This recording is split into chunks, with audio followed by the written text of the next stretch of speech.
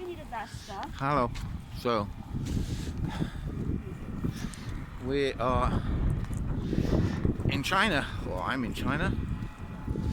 Actually, I'm in a place called Hangzhou, a city. It's very famous. We're waiting for the traffic. The one car on the road, we have to wait for it. Yeah, so I'm in Hangzhou, which Marco Polo described as heaven on earth, and it is really nice. If you see my videos, we went to Westlake last Sunday. We're actually in a place called Shasha, which is in the outskirts of Hangzhou. It's where my university, where I teach, is located. We're actually about an hour, no, 45 minutes by metro from the downtown area, but we still have to get a taxi from this area to get to the closest metro station. So all in all, it's about an hour. I think we've got a green man, we can cross the road. I've been in China for 8 years. This is my 8th year in China, and as far as this COVID-19 virus or coronavirus is concerned, we sort of went into lockdown on the 21st of January. One of the reasons for that is that I did some teaching at a competition, and a speaking competition, and I taught 300 students, 4 classes of 80 each, and about 2 days later, on about the 22nd, the 23rd, I was told that 30 of those students had come from Wuhan with their parents. And then later, when we were watching the news, I realized that I'd also been in Wuhan myself on the 2nd and 3rd of November. So the virus was still around. Probably people are now saying the virus was around by then. So just happenstance that I'd been in the location of this virus. Anyway, we're going to the fruit and vegetable market now, and I'll show you a bit of that. So I'm going to switch off for a moment. Yep, so as far as the data is concerned, you can see that this is today's data, and I'll post it up here.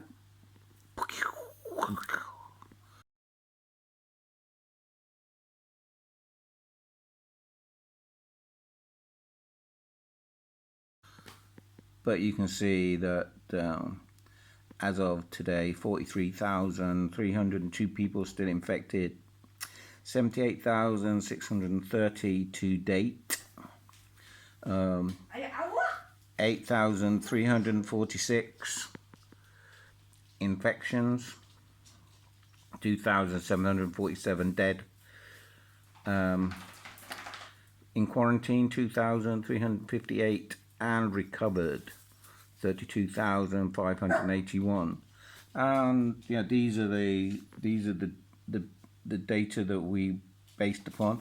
I've translated the titles back to English. It was in Chinese, and you can see at the top the day's date, 27th, I think. So yeah, I put them. You've seen them, so. Okay, so we just got in the market. It is usually full, but yeah, we just got in. How did we manage this crisis? So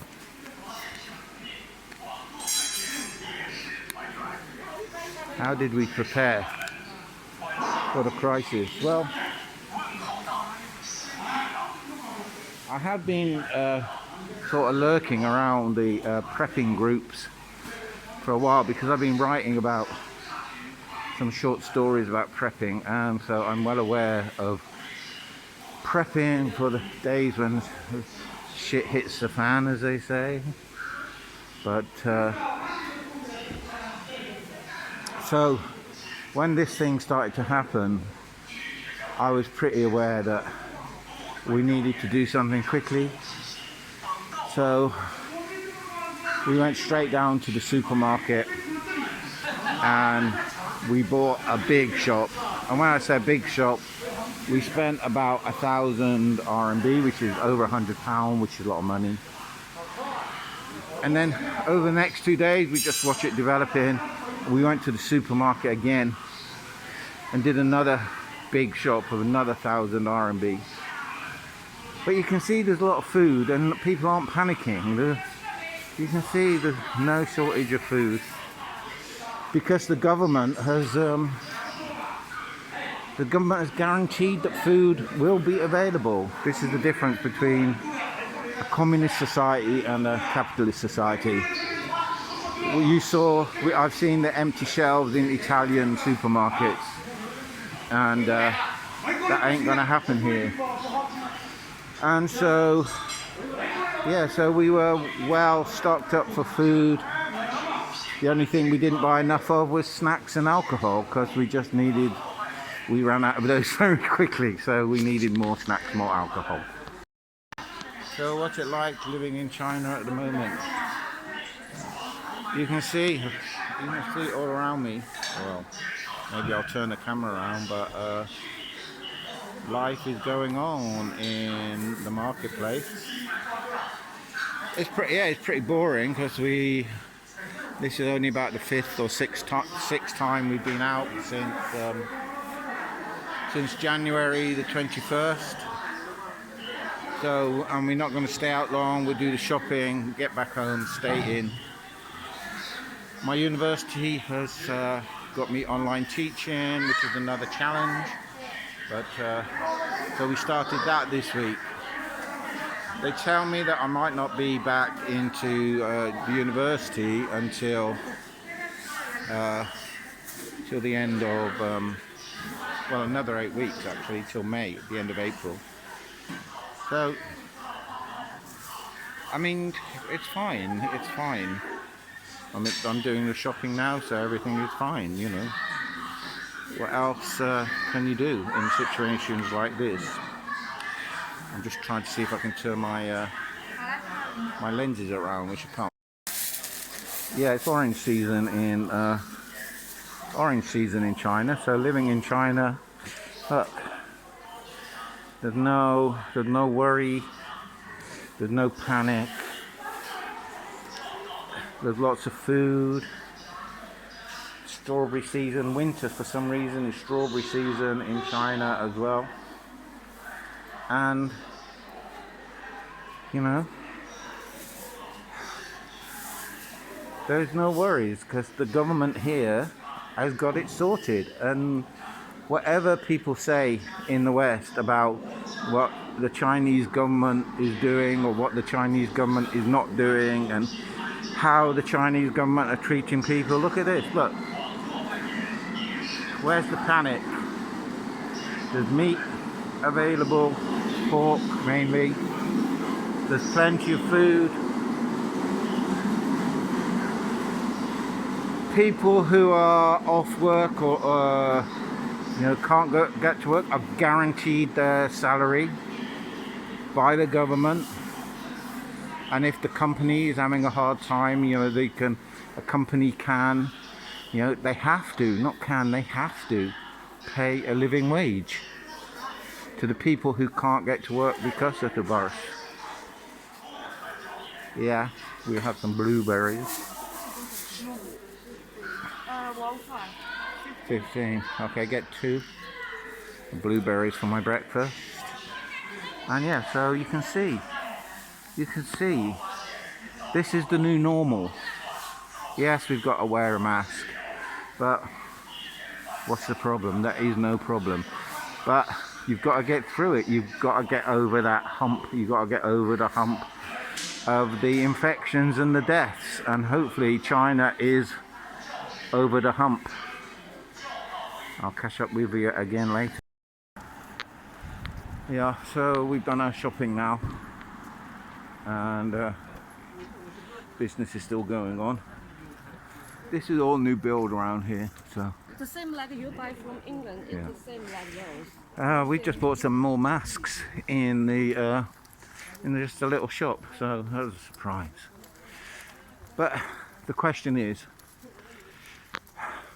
do I think the virus is man-made or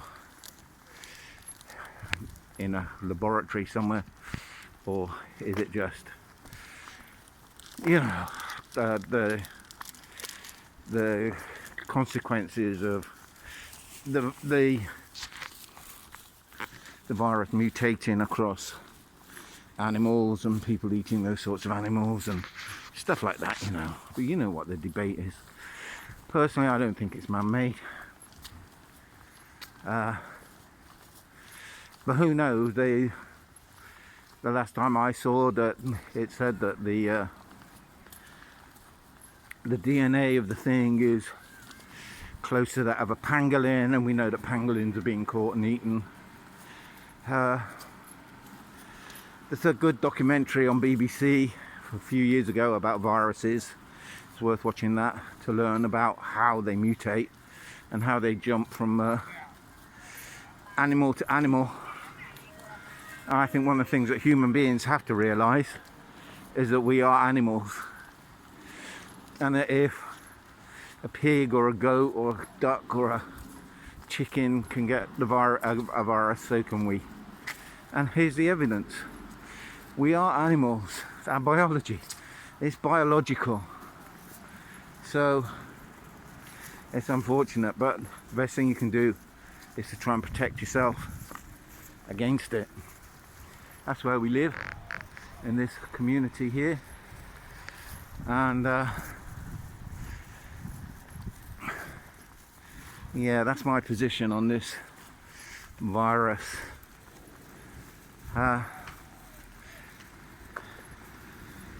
Yeah, I don't think I can add anything to that. And the latest news is that the Chinese government is shutting the stable door, and banning the sort of wet markets where this virus might have come from. There's even some doubt on that now, I was reading. But that the selling and eating of these exotic animals is going to be banned. But it's amazing to look at the figures. You know, this is a multi-billion pound industry with 1 million or so people involved in the industry. So it's big business. And if it's big money, there'll be a black market. You know that. Oh look, it's spring. And here come the magnolias. Oh, here come the magnolias. Shows that life goes on, huh? This park 2 months ago was a building site. And you know, China can build hospitals in 10 days. They can build a park just as quick. And I wish you all well and stay safe. So we're getting to the end of our trip out now. But quarantine. I'm going to insert a little bit of a clip of the quarantine ward in a hospital in Wuhan. It's where people are going if they're showing symptoms, but it's not developing into the full pneumonia and complications, where people are getting better.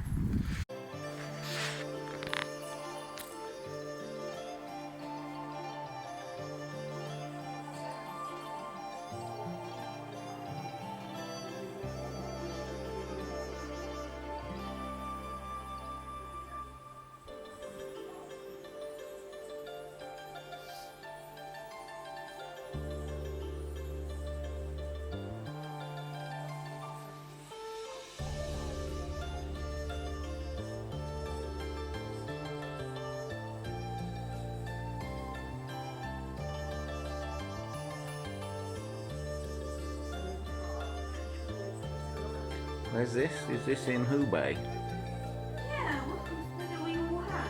It's in Wuhan.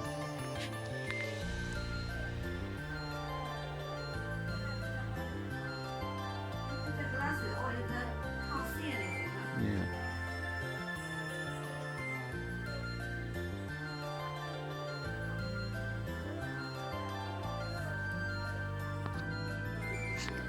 Oh, it's just like a quarantine center in Wuhan.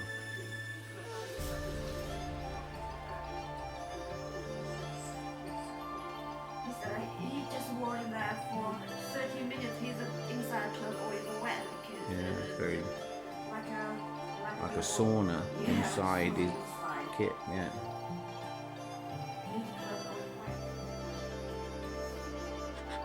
always wet. And you've probably seen some of those videos of people being manhandled by the police into the backs of vans because they're not wearing their masks or they're ill and they haven't notified anybody. My take on that is, if you knew the Chinese police, you would know that they are very, very patient. They would have spent a lot of time negotiating and talking with these people to get them out on their own cognizance. And the Chinese police are almost like social workers. They aren't the communist bully boys that some people want to suggest they are. They talk, and eventually they will manhandle people into the back of a van.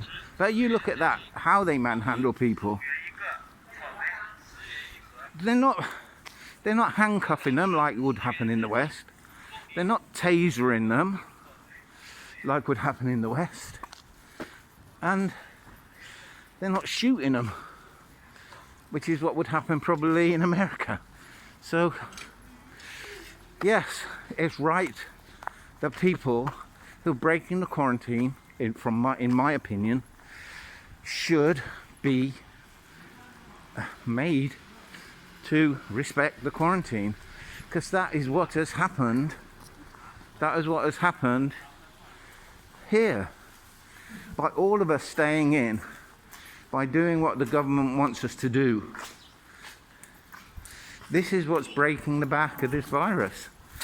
Because this virus is a very voracious little bugger. It knows how to jump from host to host very efficiently and very quickly.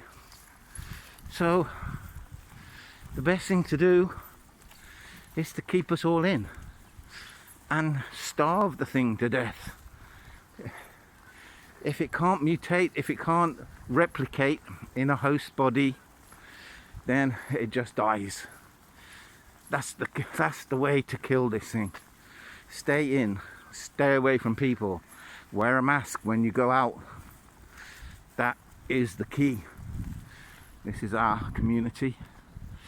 Very nice, very ordered, very landscaped. Probably the 7 tower blocks, probably between 2,500, 3,500 people live here. But at the moment, you can see everybody's staying in. We're only going out to get food, like we did today. So once again, I'll say it again, stay safe. And I've got to stop now because my plastic bag's just broken. So later. Yeah, so this is what we're doing to protect ourselves. This is our stash of masks. So here we've got masks that we were sent by a friend of my wife. There's 2 in each pack, so I think we've got about 30 of these masks by Pure Cotton. We had some masks that we had around the house. Excuse me, I've got a bit of an allergy to my cat. It's not a cough. That we were given by an employer. These masks I got sent from England. They're the blue masks on my video. They're pretty flimsy. These are better. And then I bought these. I had to buy these on eBay and get them. I had to buy these on eBay and get them sent by courier. And these are masks that my wife managed to get at the local internet shops. So we have a bunch of masks there. We've got hand sanitizer. That's a spray that we sort of take out. And if we go into the supermarket, spray the handle on the trolley. This is some more. We haven't used that yet. We also got some other hand sanitizer that we bought, that we use. What is it? That we use on our hands when we go out from Miniso. That's like a Chinese pound shop. You can see it's 10 RMB. When we come through the door, before we take our masks off, we use this hand sanitizer to sanitize our hands, to take the masks off. So you need to do that as well. So that's our sort of mask. We've also got 10 of these masks. They're not as comfortable as, say, these masks. This is a bit more cardboardy. Again, this was the only thing that was available on eBay in England. We had 10 of these sent. Again, it's FFP2, but you know, beggars can't be choosers. So that's what we do. We hang them up to dry because we don't know how long this is going to last. I basically use this one. I use this one when I take the dog out for a walk. I'll use this one. We're going out shortly to the vegetable market. You might have seen that before this clip, but we're going out and I'll be wearing that one. When we come in with the dog, we clean the dog's feet in case the dog has picked something up on its feet. And these are my outdoor shoes that I do. We disinfect the soles of our shoes as well. So pretty much, you know, when we come in, that's our routine. Take your coat off, sort the dog out. Mask is still on. Clean the hands, sterilize the hands, take your mask off, and then I'll go and wash my hands again. You know, with under hot water with soap. We've got the we've got the Dettol. So we have the Dettol here as well. So yeah, so that's pretty much what we do to protect ourselves when we go out, and basically stay away from people as much as possible. This is constant news. This is you know, we've been watching this all morning, and it's constant documentaries or film news reports about what's happening in China. You know, people say that the news is being stopped, but it's not.